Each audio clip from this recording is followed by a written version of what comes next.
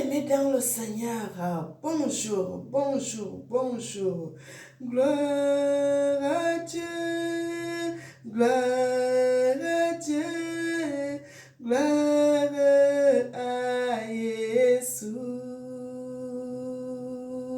Gloire à Dieu, gloire à Dieu, gloire à Jésus. Bien-aimés dans le Seigneur, bonjour, bonjour, bonjour à tout le monde de partout dans le monde. Je suis votre sœur Mélanie de la royauté des Bayouda. Que l'Éternel vous bénisse, que l'Éternel vous garde, que l'Éternel vous protège. Nous allons prier, Éternel, Dieu de Père, Dieu d'amour, Dieu le Créateur de toutes choses, de tout ce qui vit sur la terre. Tu es merveilleux, tu mérites l'élévation, tu mérites la gloire, notre Seigneur et notre Dieu. Amen. Bien-aimés, la vidéo ne sera pas longue, mais je vais d'abord lire dans les Écritures. Nous sommes dans le livre de Tite. Tite. Dans le livre de Tite 1, le livre de Tite.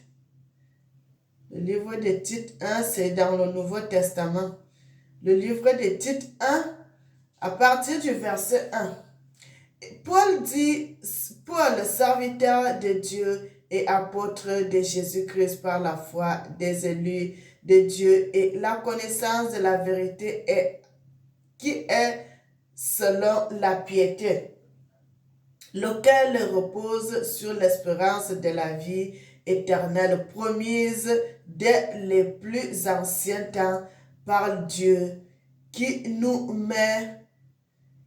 manque point, par Dieu qui ne manque point et qui a manifesté sa parole en son temps par la prédication qui m'a été confiée d'après l'ordre de Dieu notre Sauveur.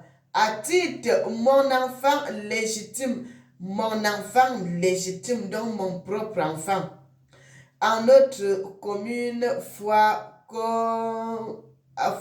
que la grâce et la paix te soient données de la part de Dieu, le Père de Jésus-Christ, notre Sauveur, qui t'a laissé en Crète, afin que tu mettes en ordre ce qui reste à régler et que, selon mes instructions, tu établisses des anciens dans chaque ville, s'il s'y trouve quelques hommes irréprochables, maris d'une seule femme ayant des enfants fidèles qui ne soient ni accusés de débauche ni rebelles, car il faut que l'évêque soit irréprochable comme économe de Dieu, qu'il ne soit ni arrogant, ni colère, ni adonné au vin, ni violent, ni porté à un gain déshonnête. Bien-aimé, moi je vais m'arrêter ici. Vous voyez ce qu'on vient de lire. Vous pouvez aller vous-même à la maison, vous allez voir cela, vous-même, vous allez lire. Le Seigneur a donné des révélations à notre ancêtre Paul. Il parle ici, bien-aimé, la polygamie, ce n'est pas bon. Dieu n'aime pas la polygamie parce que lorsqu'un homme a plusieurs femmes, il blesse Dieu. Parce que à chaque fois, l'homme ne peut pas aimer les deux femmes de la même manière. Il va plus aimer une, il va pas trop aimer l'autre. Et cela, ça va être la blessure de la femme jusqu'à la fin de ses jours. Donc ce n'est pas bon. Vous allez voir quand la femme pleure, et quand les pleurs arrivent devant l'Éternel, le Seigneur n'est pas content. Frères et sœurs, le Seigneur n'aime pas la polygamie. Et en plus, Paul nous parle ici là, que s'il y a un homme, un évêque, frères et sœurs, les évêques sont autorisés à se marier.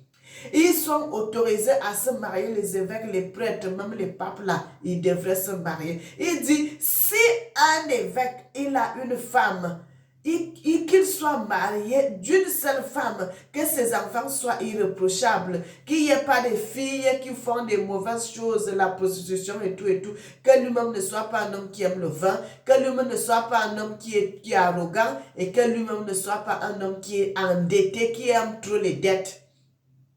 Le style de personnes comme ça, là, le Seigneur aime. Bien aimé, le Seigneur n'aime pas la polygamie.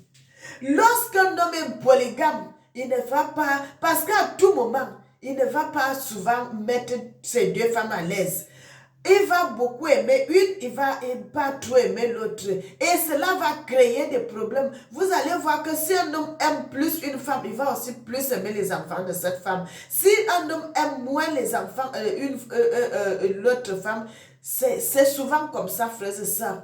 C'est souvent comme ça. Et ce n'est pas bon, ce n'est pas bon, ce n'est pas bon. Dieu n'aime pas la polygamie. Et là, c'est un message qui concerne les Africains, frères et sœurs. Parce que je n'ai pas encore vu en Europe un Européen qui a deux femmes. Je n'ai pas vu. Mais ça, c'est les choses que les Africains aiment faire pour blesser les femmes. Tu as une femme, tu es une belle femme, tu es une femme qui te met à l'aise. Tu vas encore aller chercher une femme dehors. Vous allez voir même un homme qui a même une femme à la maison, mais il a un deuxième bureau dehors. Il a un troisième bureau. C'est pas bon. C'est pas bon. Quand tu t'engages à te marier avec une femme, reste avec cette femme-là jusqu'à la fin de tes jours. Jusqu'à la fin de tes jours, ça ne sert à rien de prendre plusieurs femmes. Dieu n'aime pas la polygamie. Dieu n'aime pas la polygamie. Dieu n'aime pas la polygamie. Bien-aimés, soyez bénis, soyez bénis, soyez bénis, soyez bénis. Que le Seigneur vous garde, que le Seigneur vous protège, que le Seigneur soit votre guide. Je voudrais que vous puissiez partager cette vidéo, mes frères et sœurs. Partagez, quand je fais mes vidéos, partagez-les. Partagez, partagez, abonnez-vous, mes frères et sœurs. La femme, lorsque la femme pleure, ça fait mal à Dieu. Ça fait mal à Dieu, ça met Dieu en colère. Lorsque la femme pleure, ça met Dieu en colère. Lorsque la femme est frustrée, même si elle ne pourra pas bien manger. Non seulement qu'elle ne pourra pas bien manger, elle ne pourra pas bien nourrir ses enfants. Bien aimé, la colère, ça produit les maladies dans le corps. Vous ne savez pas ça. Que le cœur est toujours dans les blessures, dans la blessure, dans la blessure.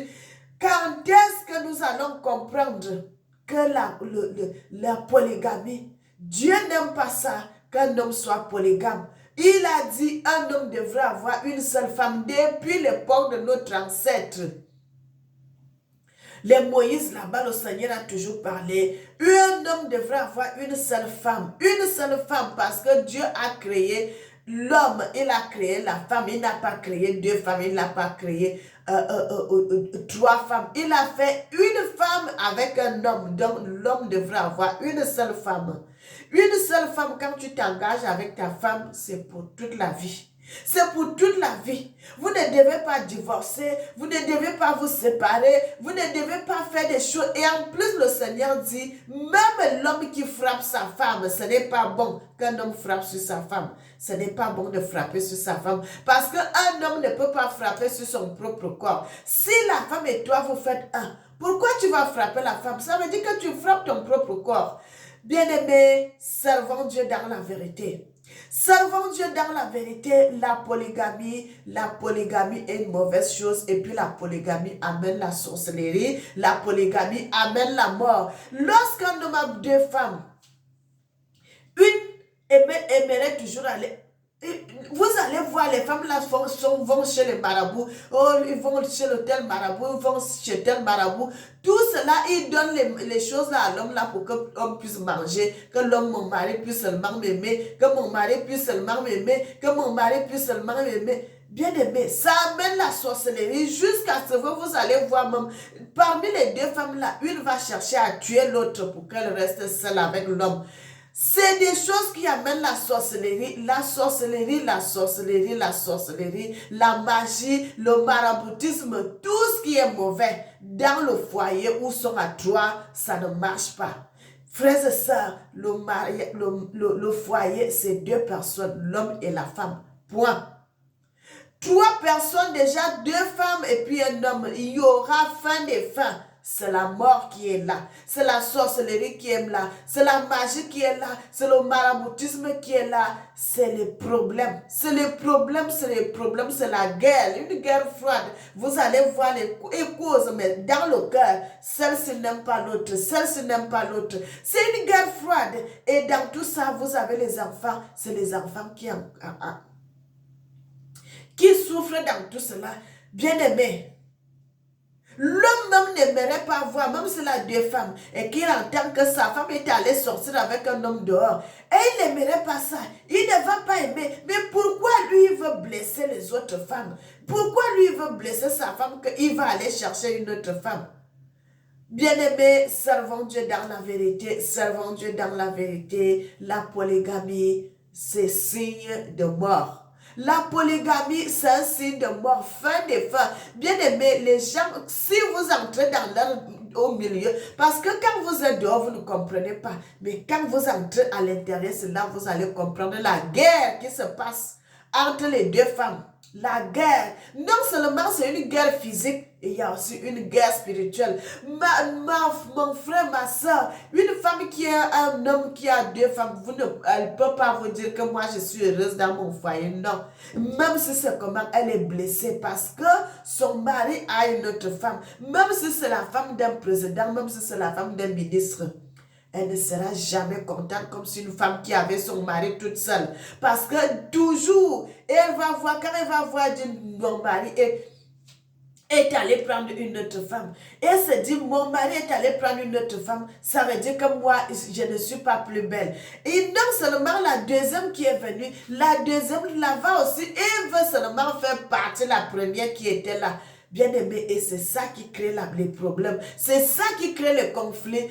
Il y a la guerre là, il y a la sorcellerie là, il y a tout ce qui est mauvais. Bien aimé, ça c'est la parole de l'Éternel. Nous allons arrêter ici. Bonne soirée à tout le monde. Bien aimé, que l'Éternel vous garde, que l'Éternel vous protège. N'oubliez jamais que le Seigneur vous aime. Moi aussi, je vous aime. Et nous allons prier. Éternel, notre Seigneur et notre Dieu, que ton nom est magnifique sur la surface de la terre. Sois béni notre Seigneur, notre Dieu, notre Créateur. Tu es bon, tu mérites l'honneur, tu mérites l'élévation, tu mérites la gloire, notre Dieu. Amen. Que l'Éternel bénisse l'Afrique et qu'il bénisse le monde. Amen.